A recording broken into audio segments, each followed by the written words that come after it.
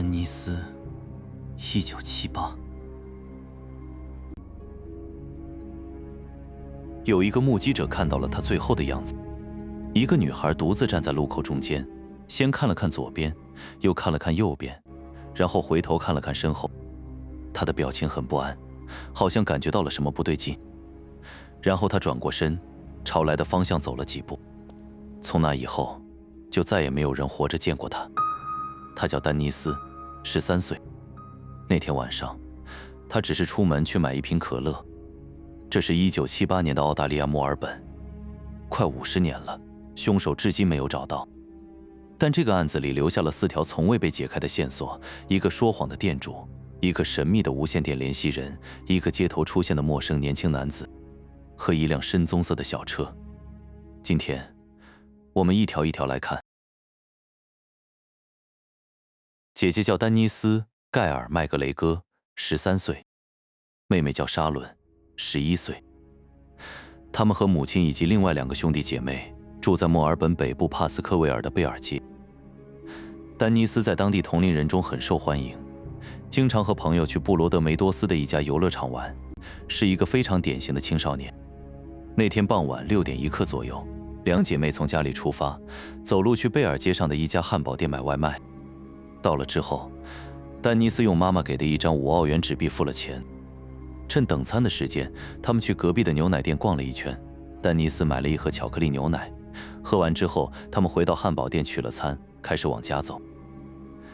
走到贝尔街和安德森街的路口，丹尼斯把食物递给妹妹莎伦，说：“你先拿回去，我去另一家牛奶店买饮料。”那家牛奶店就在安德森街往北大约150米的地方。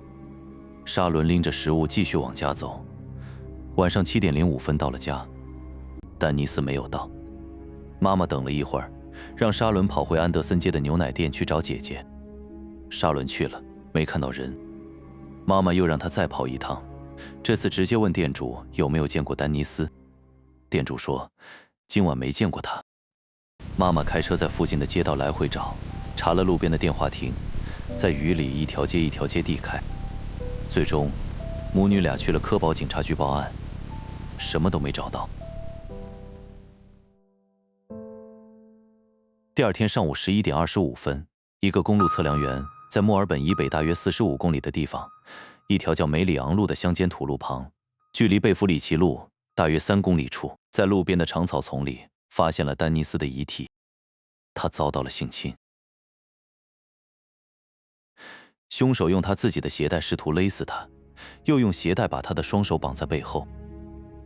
最终夺走他生命的是头部遭受的重击。当时负责尸检的法医说，这是他职业生涯中见过的最严重的头部伤之一。凶器没有在现场找到，他的身体面朝下，距离路面不到1米。凶手几乎没有试图隐藏他的遗体。路边的草只是因为季节原因长得比较高而已。一个13岁的女孩从一个安静的居民区街头消失，几个小时后出现在45公里外的荒野。这中间到底发生了什么？案件调查中最令人困惑的一个环节是那个牛奶店老板的证词。我们回顾一下时间线：丹尼斯失踪当晚，妹妹莎伦2次去店里问，店主都说没见过丹尼斯。第二天，警方在确认遗体身份后，去牛奶店做了初步调查，店主还是说丹尼斯当晚没来过。但接下来，情况变了。一个报社记者找到了店主，店主突然改口，说丹尼斯来过，还买了汽水和一个复活节彩蛋。到了他正式做笔录的时候，也就是丹尼斯失踪2天后，又是另一个版本。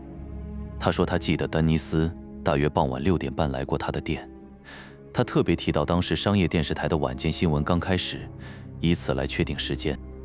他说丹尼斯买了2瓶可乐，然后在糖果和巧克力那边挑东西，期间有4、5个他从没见过的年轻男子进来，买了饮料和薯片。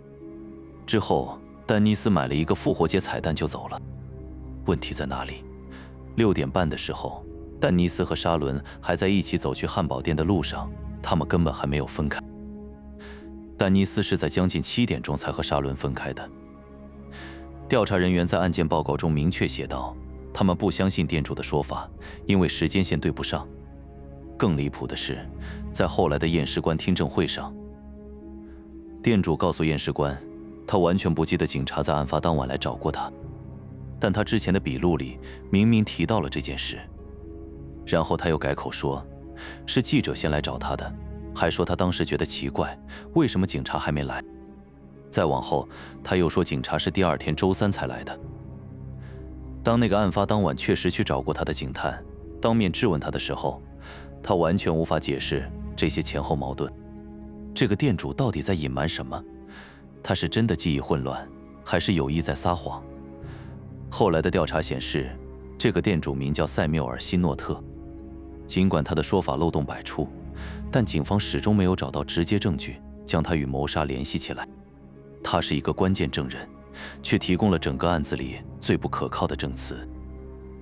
至今没有人能解释他为什么要反复改口。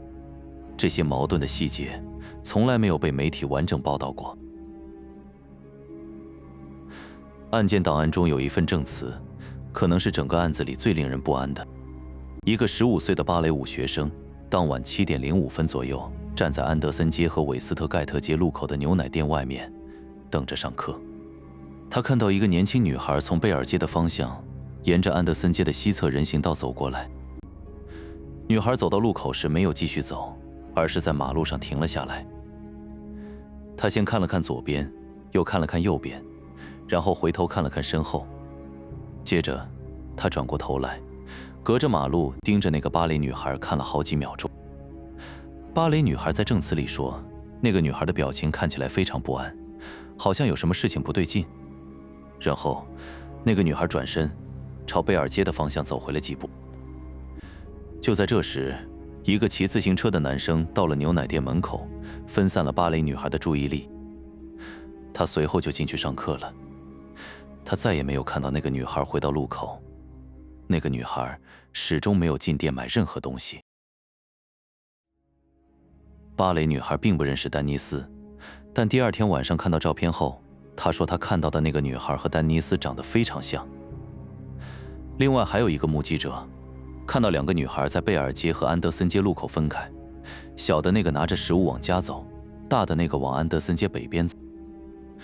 这个目击者注意到，那个大女孩经过一个男性年轻人身边，大约18岁，瘦，浅棕色长发到衣领，穿蓝色牛仔裤和灰色套头衫。那个男的停了一下，然后转身朝贝尔街的方向走。目击者还注意到，安德森街靠近贝尔街的地方停着一辆深棕色的小车。这个年轻男子是谁？他为什么在看到丹尼斯后停下来又折返？那辆深棕色的小车是谁的？警方在之后的调查中从未成功确认这2条线索。40多年来，数百人接受了警方询问，大量线索被逐一追踪，但这个男人和这辆车就像凭空消失了一样。如果说芭蕾女孩看到的是丹尼斯最后的神态，那么这个目击者看到的很可能是丹尼斯生命中最后几分钟里离他最近的陌生人。调查过程中，警方发现了另一条线索。丹尼斯在失踪前曾经在朋友家用民用无线电和人聊天。他联系过一个自称弗兰克、呼号叫“闪电1号”的年轻人。警方为此进行了大范围的公开寻人，但这个弗兰克从来没有站出来过。从1978年到现在，将近半个世纪，没有任何人承认自己就是闪电1号。2021年，警方宣布100万澳元悬赏时，特意再次点明了这条线索。一个和受害女孩有过直接联系的人，为什么在她遇害后选择永远沉默？另一个令人在意的细节，丹尼斯在失踪前曾经让一个同学帮他做不在场证明，帮他证明3月20日那个晚上他不在家。他为什么需要不在场证明？他原本打算去哪里？这件事最终没有得到解答。还有一个让人不解的地方，丹尼斯的妈妈和妹妹沙伦的正式笔录，直到1978年7月28日才被采集。案发已经过去了4个多月。后来，警方曾将调查方向指向一个叫罗伯特·亚瑟·塞尔比洛的人。此人后来因1991年杀害6岁女孩谢丽·程比斯利被判终身监禁。案发时，罗伯特正好在麦格雷戈家附近的一家工厂上班。警方为获取他的基因样本打了4年官司，2001年终于拿到了样本。结果 DNA 不匹配，罗伯特被排除，这个案子至今未破。我们回头看一下这4条线索：牛奶店老板辛诺特反复改口，但没有被起诉；街头那个18岁的浅棕色头发年轻男子从未被找到；那辆停在路边的深棕色小车，车主身份不明；无线电里的闪电1号沉默了将近50年。4条线索，4个方向，没有一条被彻底解开。2021年9月，维多利亚州警方悬赏100万澳元征集线索，并承诺对提供信息的人给予起诉豁免。警方表示，他们相信社区中有人知道凶手是谁。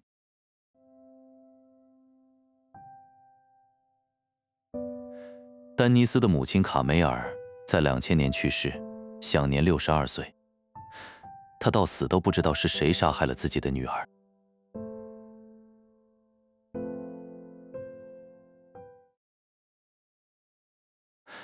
回到开头那个画面，一个13岁的女孩站在墨尔本街头的路口中间，四处张望，面露不安，然后转身。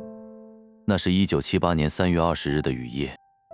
从那一刻之后，没有人知道她经历了什么。快50年了，没有人被起诉，没有人被追究。但悬赏还在，案子还开着。维多利亚州警方说，他们相信有人知道真相。如果你碰巧知道什么，哪怕你觉得微不足道，也许那就是打开这个案子的钥匙。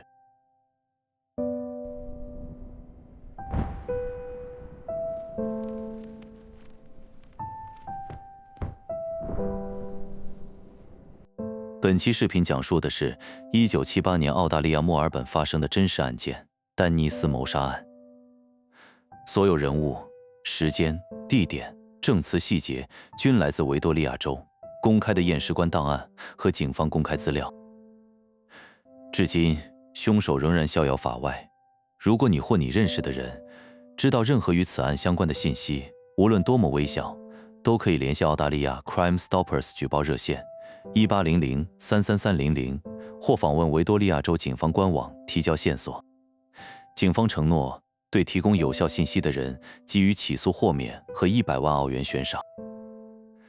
丹尼斯的家人等了将近50年，或许你就是那个把真相带回家的人。